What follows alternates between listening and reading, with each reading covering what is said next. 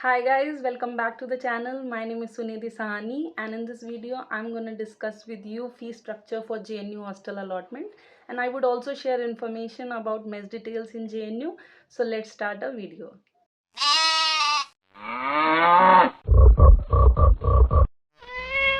So first of all हमारा hostel allotment फ़ी कितना है, तो वो है 6,000 रुपये for full time course duration.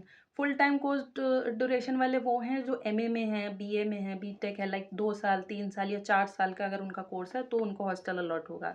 लेकिन अगर आप डिप्लोमा कोर्स में हैं जो 6 महीना या आप कह दीजिए कि 1 साल तक के जो कोर्सेज होते हैं, जो पार्ट टाइम प्रोग्राम्स होते हैं, अगर उसमें आप एनरोल्ड हैं तो आपको हॉस्टल नहीं मिलेगा। फर्स्ट ऑफ ऑल ये क्राइटेरिया है। दूसरा ये होता है कि जो 6,000 रुपये हैं इसमें से कुछ तो आपका रेंट है और कुछ आपका सिक्योरिटी मनी है। सिक्योरिटी मनी जैसे आप कहीं पीजी वीजी में भी रहते हो तो आप सिक्योरिटी मनी कुछ पैसा जमा कर देते हो, 500,000 रुपये, that is a security money. वैसे यहाँ पे भी है जो इसमें से मतलब ये जो सिक्योरिटी मनी है, या जब आप हॉस्टल खाली करोगे, मान लीजिए आपने 3 साल बाद आपका मतलब बीए ख़त्म हुआ, आपने हॉस्टल खाली किया, तो आपको कुछ मतलब जो सिक्योरिटी मनी होगा वो वापस मिल जाएगा। लेकिन मैक्सिमम टाइम्स ये होता है कि आपको वो सिक्योरिटी मनी वापस लेने की ज़रूरत ही नहीं पड़ती, क्योंकि मेस बिल आपका जैसे मान लीजिए 2 से 3 हज़ार के बीच में आएगा। जैसे मान लीजिए आपने 2,500 आपका मेस बिल आया, जो कि मैं भी आगे डिस्कस करूँगी। मान लीजिए आपका 2,500 आपका बिल आया, ठीक है, और आपको जो सिक्योरिटी मनी मिल रहा है वो 3,000 रुपये मिल रहा है, तो आप उनसे पैसा लेने के बजाय आप उनसे कहोगे कि इसी में आप एडजस्ट कर लीजिए, ठीक है। एडजस्ट हो जाता है वहाँ पे, क्योंकि नया पैसा देने से अच्छा जो पैसा हमारा जमा है उसी में से काट लो, ठीक है, क्यों अपनी जेब को खाली करना, ठीक है। फिर आता है हमारा, मैंने डिप्लोमा कोर्सेज वालों के लिए बता दिया कि उनको हॉस्टल नहीं अलॉट होता है। नेक्स्ट आता है ये आप एक मैंने ऑफकोर्स अपना मेस बिल एक शेयर किया है, ठीक है, मैं पढ़ा कर देती हूँ। एज यू कैन सी ये मेस बिल है जनवरी 2024 का, ये मेरे हॉस्टल का मेस बिल है, ठीक है। इसमें देखिए मेरा नाम लिखा हुआ है सुनिधि साहनी, ये मेरा रूम नंबर है 318। ये नंबर ऑफ डाइट्स का मतलब है कितनी टोटल ब्रेकफास्ट डिनर और लंच मैंने करे वो, और ये अमाउंट लिखा हुआ है 2392। ये स्पेशल डिनर का कॉलम है, ये आप स्पेशल देख रहे होंगे, देखिए ये जो आप स्पेशल देख रहे हैं ये स्पेशल डिनर होता है। मतलब महीने में हो सकता है, हर महीने हो सकता है कि 2 महीने बाद हो, लेकिन स्पेशल डिनर का भी क्राइटेरिया है जेएनयू में। लाइक वो करीबन 100 रुपये के आसपास होता है स्पेशल डिनर का पैसा, और वो आपको उसी दिन नहीं देना होता, वो आपके टोटल मेस बिल में जुड़ के आ जाएगा। मान लीजिए जनवरी में देखिए हमारा स्पेशल डिनर नहीं हुआ तो इसलिए यहाँ पे कुछ नहीं लिखा हुआ है, लेकिन अगर होता तो यहाँ पे 100 रुपये ऐसे लिखा हुआ होता और वो हमारे टोटल मेस बिल में जुड़ जाता है। फिर ये देखिए ग्रैंड टोटल लिखा हुआ है, वो बेसिकली यही है। ये जो एक्स्ट्रा का क्राइटेरिया देखिए कुछ बच्चों के आगे ही लिखा हुआ है, वो इसलिए लिखा हुआ है जो ये ज़्यादातर अंडे वाले जो बच्चे होते हैं, मतलब जो बच्चे अंडा लेते हैं, मतलब ब्रेकफास्ट में मान लीजिए आप अंडा खाते हो, आपको एक एक अंडा मिलता है, ठीक। लेकिन अगर आप किसी दिन 2 अंडे ले लेते हो, एक एक्स्ट्रा ले लेते हो, तो वो एक्स्ट्रा मनी आप यहाँ मतलब वो आपसे वो सिग्नेचर करा लेते हैं और वो आपके एक्स्ट्रा मील में जुड़ जाता है। फिर देखिए इस बच्चे का ये 2392 अमाउंट बना था, 40 एक्स्ट्रा हो गया, तो इनका जो टोटल मेस बिल बना वो 2432 का बना। तो ये क्राइटेरिया, मतलब आप एक्स्ट्रा खाना भी ले सकते हो, ऐसा कोई वो नहीं है, रोक नहीं है कि आप खाना नहीं ले सकते, लेकिन आपको पे करना पड़ेगा, ठीक है।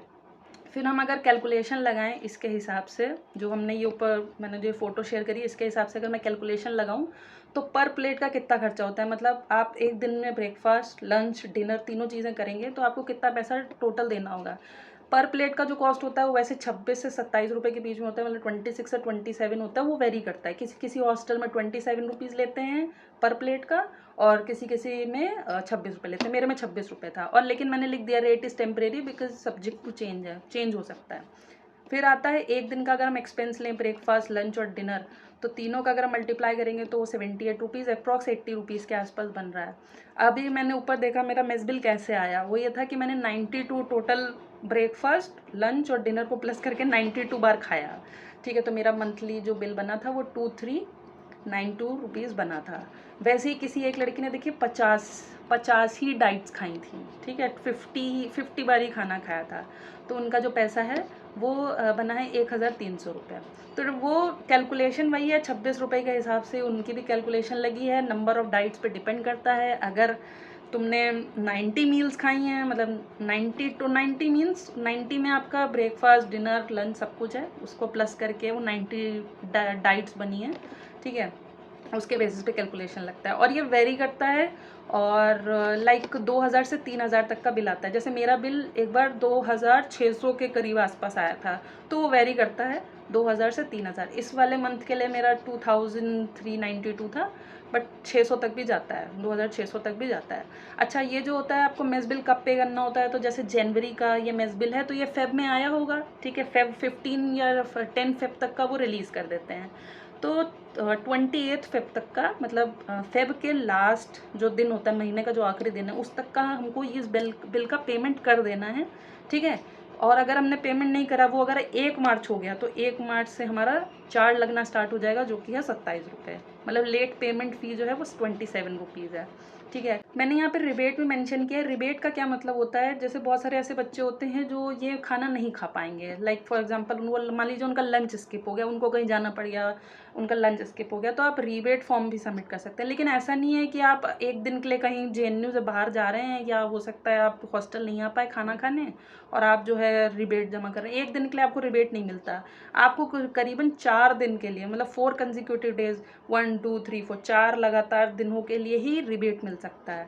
अब ये रिबेट मिलता किन केसेस में है, फॉर एग्जांपल अगर आपको कोई मेडिकल प्रॉब्लम है, तो आप सर्टिफिकेट लेके आइए या अपने चेयरपर्सन से सिग्नेचर करा के आइए कि मैं मेस में खाना नहीं खा सकता, तो मेरा मेस अकाउंट ही बंद करवा दे। जैसे ही आपका अलॉटमेंट होता है, वैसे ही आपका मेस अकाउंट खुल जाता है। अगर आप खाना खाएं या ना खाएं, आपको ये पर डे 26 रुपये तो पे करने ही पड़ेंगे। मतलब 26 क्या, आप 3 टाइम का 78 रुपीज़ देंगे, ठीक है। तो ये इस आप खाएं ना खाएं वो पैसा ज़रूर लेंगे। तो इससे अच्छा ये है कि जैसे आप 4 या 5 दिन के लिए बाहर जाते हैं, घर जाते हैं, तो आप इन्फॉर्मेशन उनको दे के जाएँ, रिबेट फॉर्म सबमिट करके जाएँ कि हम जा रहे हैं और ये कारण है, छुट्टियों में घर जा रहे हैं, ऐसा ऐसा है, और हमारे इतने दिन का पैसा ना काटा जाए। तो आपका जो फाइनल मेस बिल बनेगा, जैसे ये हर महीना ऐसा बिल आता है, तो उसमें आपके यहाँ पे थोड़ी बचत हो जाएगी, थोड़ा अच्छा रहेगा, ठीक है। मुझे शुरू शुरू में नहीं पता था रिबेट के बारे में, मुझे भी बाद में पता चला था। तो दिस इज़ द इन्फॉर्मेशन कि JNU में कितना हॉस्टल का फ़ी होता है और हमारे मेस का कितना बिल होता है, कैसे हमको पे करना होता है, all these things. And rebate का भी मैंने बता दिया। रिबेट मैं चाहूँगी कि आप लोग यूज़ करें अगर आप JNU में हैं तो, क्योंकि मैंने नहीं यूज़ किया था, मैंने बहुत कम यूज़ किया, मेरा खूब पैसा इस चीज़ में मरा, ठीक है। क्योंकि बहुत बार खाना भी अच्छा नहीं होता है, खाना ही अच्छा नहीं है, मन ही नहीं है खाने का, इतनी गर्मी हो रही है, अब कौन खाए, और खाना भी बहुत बार बहुत ख़राब बनते हैं। डिपेंड करता है किस हॉस्टल में क्या बन रहा है, हर हॉस्टल में खाना भी अच्छा नहीं है, ठीक है। तो ये था इस वीडियो के लिए, फिर मिलेंगे एक नई वीडियो के साथ, तब तक के लिए अपना ख्याल रखें एंड बाय। ठीक है, चलो बाय।